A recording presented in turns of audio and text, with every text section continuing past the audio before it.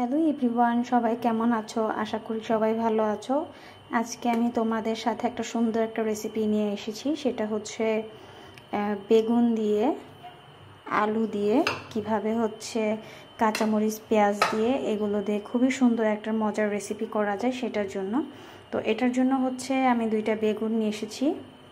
দুইটা বেগুন এরকম স্লাইস করেছি গোল গোল করে, আর দুইটা আলু নিয়েছি, আলুগুলো এরকম স্লাইস করেছি। তো এই দুটো হচ্ছে আমি এখন তেলে ভাজবো। তেলে ভাজার জন্য আমি হচ্ছে কড়াইটা চুলোতে দিয়ে দিয়েছি। তো এটা এখন গরম হচ্ছে, আমি এখন এই জিনিসগুলো ভাজবো। এখন এগুলো হচ্ছে তেলে ভেজে নিব। তেলে ভাজার জন্য হচ্ছে আমি এখন কড়াইতে তেল দিয়ে দিচ্ছি।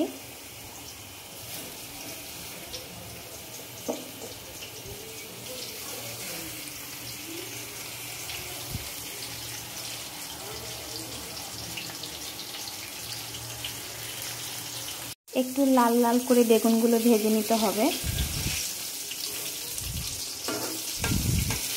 এখানে হচ্ছে আমি আলুগুলো মশলা দিয়ে রেডি করে ফেলেছি, এগুলো আমি ভাজবো।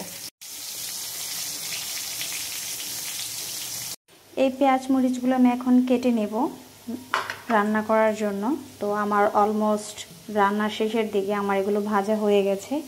আর কিছু আছে, এখানে কিছু আলু আছে, এগুলো ভেজে নিলে আমার হয়ে যাবে। এগুলো পেঁয়াজ মরিচ কাটতে গিয়ে আমি কেন্দ্রে দিয়েছি।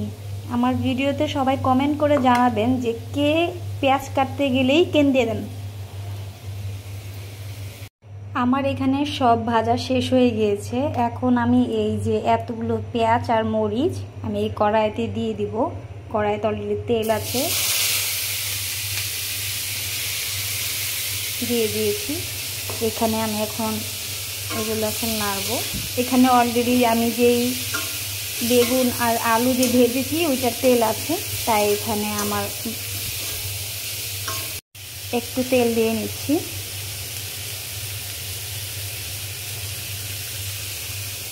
আমি আমার পরিমাণ মতো এখন একটু মশলা দিয়ে নিব। আপনাদের পরিমাণ মতো আপনারা মশলা দিয়ে নিতে পারেন। এখানে আমার খুব বেশি মশলা লাগবে না, কারণ হচ্ছে আমি অলরেডি যখন এগুলো ভেজেছি তখন আমি মশলা দিয়েছি। তো একটু আপনারা চাইলে হালকা একটু দিতে পারেন, যেমন আমি এখন দিচ্ছি। এটা ভালোভাবে মিক্স করে নিতে হবে।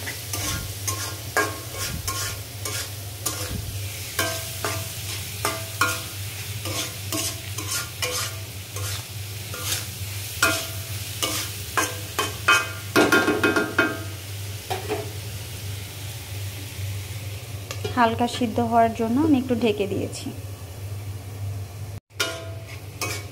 এখন অনেকটুকু শেষ। আপনারা চাইলে এই যে মশলার পানিটা আপনারা চাইলে দিতেও পারেন অথবা স্কিপ করতে পারেন। আমি দিয়ে দিয়েছি, কারণ একটু ঝোল ঝোল থাকলে ভালো লাগবে।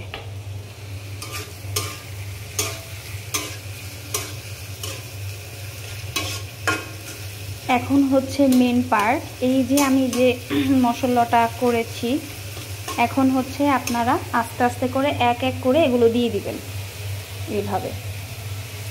এইভাবে করে দিয়ে দিবেন। অনেক গরম,